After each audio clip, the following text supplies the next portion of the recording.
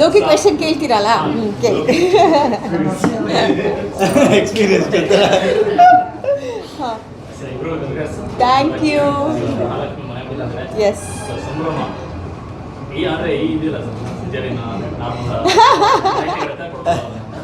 ಅದೆಲ್ಲ ಡಾಕ್ಟರ್ ಕೊಡ್ತಾರೆ, ಅದೆಲ್ಲ ಡಾಕ್ಟರ್ ಮಾತಾಡ್ತಾರೆ, ಅದೆಲ್ಲ ಅವ್ರ ಡಿಪಾರ್ಟ್ಮೆಂಟು. ಫಸ್ಟ್ ಅವ್ರನ್ನೇ ಮಾತಾಡ್ತಾರೆ. ಎಸ್ ಕೇಳಿ ಡಾಕ್ಟರ್. ಫಸ್ಟ್ ಆಫ್ ಆಲ್ ನಿಮಗೆಲ್ಲರಿಗೂ thank you for coming and Harshika and ಭುವನ್ಗೆ ಅಭಿನಂದನೆಗಳು ನನ್ನ ಕಡೆಯಿಂದ ಹಾಗೂ ಮದರ್ಹುಡ್ ಹಾಸ್ಪಿಟಲ್ ಇಂದ್ರಾನಗರದಿಂದ. And doctor Sangeetha Rao, obstetrician gynaecologist, motherhood hospitals Indiranagar. So Harshika patient ಅನ್ನೋದಕ್ಕಿಂತ I think she is my very good friend. So ಹಾಗಾಗಿ ಹೆರಿಗೆ ಚೆನ್ನಾಗಾಯಿತು. ಡೀಟೇಲ್ಸ್ ಬೇಕಾ? ಓಕೆ. ಸೊ ಹಾಗಾಗಿ ತುಂಬ ಒಳ್ಳೆ ದಿನ, ದೇವಿ ಮನೆಗೆ ಬಂದಿದ್ದಾಳೆ ಅನ್ನೋದು. ನವರಾತ್ರಿಯ ಮೊದಲನೇ ದಿನ we have got a goddess home. So hearty congratulations to both of you.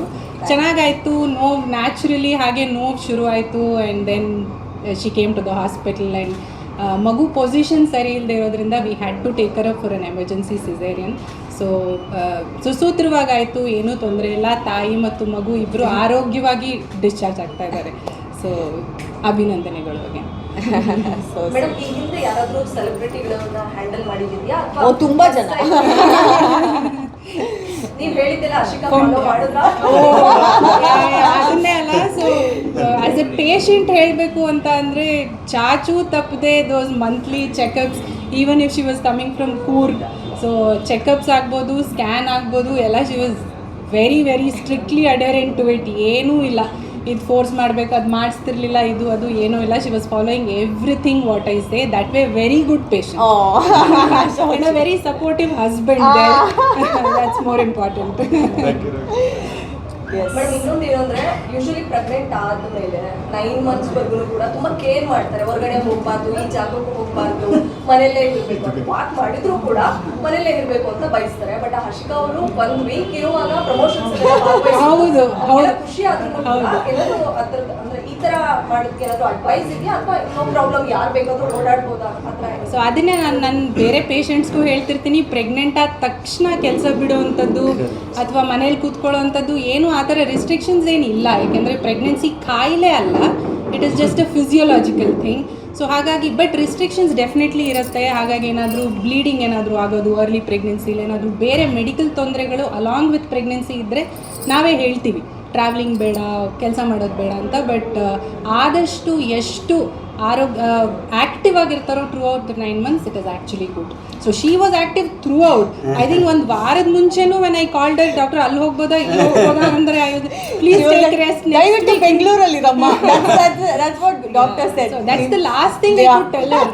ಎಲ್ಲಿದ್ರೂ ಸಹ ದಯವಿಟ್ಟು ಬೆಂಗಳೂರಲ್ಲಿ ಎಮರ್ಜೆನ್ಸಿ ಅಂದರೆ ನಾನು ಅಟ್ಲೀಸ್ಟ್ ಬರ್ಬೋದು ಹಾಸ್ಪಿಟಲ್ಗೆ ಅಂತ. She was active through out. So ಅದು ರಿಸ್ಟ್ರಿಕ್ಷನ್ಸ್ ಅಂತ ಏನು ಇರೋದಿಲ್ಲ. Very good question actually. ಹೌದು, ಬಿಕಾಸ್ ಅದು ನಿಜ. ಡಾಕ್ಟರ್ ಹೇಳ್ದಂಗೆ ಕಾಯಿಲೆ ತರ ಮಾಡ್ಬಿಡ್ತಾರೆ. ಪ್ರೆಗ್ನೆಂಟ್ ಆಗಿದ ತಕ್ಷಣ ಮನೇಲೇ ಇರಬೇಕು ಅಂತ. Yeah but yeah anything else ಡಾಕ್ಟರ್ಗೆ ಪ್ರಶ್ನೆ? ಇಂಟ್ರೆಸ್ಟಿಂಗ್ ಕ್ವೆಶ್ಚನ್ಸ್ ಕೇಳಿ. ಡೌಟ್ಸ್ ಇದೆ ಪ್ರೆಗ್ನೆನ್ಸಿ ಬಗ್ಗೆ, ಅಥವಾ ಅದು ಪ್ರೆಗ್ನೆಂಟ್ ಆಗಬೇಕು ಅಂತಿದ್ರೆ ಇದ್ರೆ ಎಲ್ಲ ಹೇಳ್ಕೊಡ್ತಾರೆ. But yes, oh of course yes. ಬರೀ ಹೆಣ್ಮಕ್ಳದಲ್ಲ, ಗಂಡಸರು ಕೂಡ. ನನಗೂ ಟ್ರೀಟ್ಮೆಂಟ್ ಏನಾದ್ರು ಮಾಡಿದ್ರು.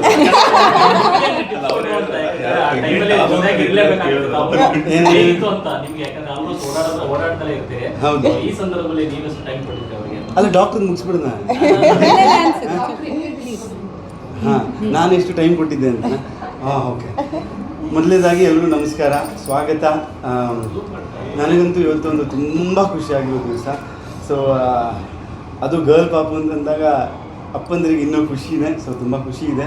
ನೀವೆಲ್ಲ ಬಂದಿದ್ದು ತುಂಬ ಖುಷಿ. ಸ್ವೀಟ್ಸ್ ಆಮೇಲೆ ತಿನ್ನೋಣ. ಕೇಳೋ ಪ್ರಶ್ನೆಗೆ ಒಂದ್ಸಲ ಉತ್ತರ ಕೊಟ್ಬಿಡ್ತೀನಿ. ಏನು ಅಂತಂದರೆ, ನಾನು ನನ್ನ ಈ 9 ತಿಂಗಳು, ಇವರ 9 ತಿಂಗಳಿಗೆ ನಾನು ನನ್ನ 9 ತಿಂಗಳನ್ನು ಡೆಡಿಕೇಟ್ ಮಾಡಿದ್ದೇನೆ.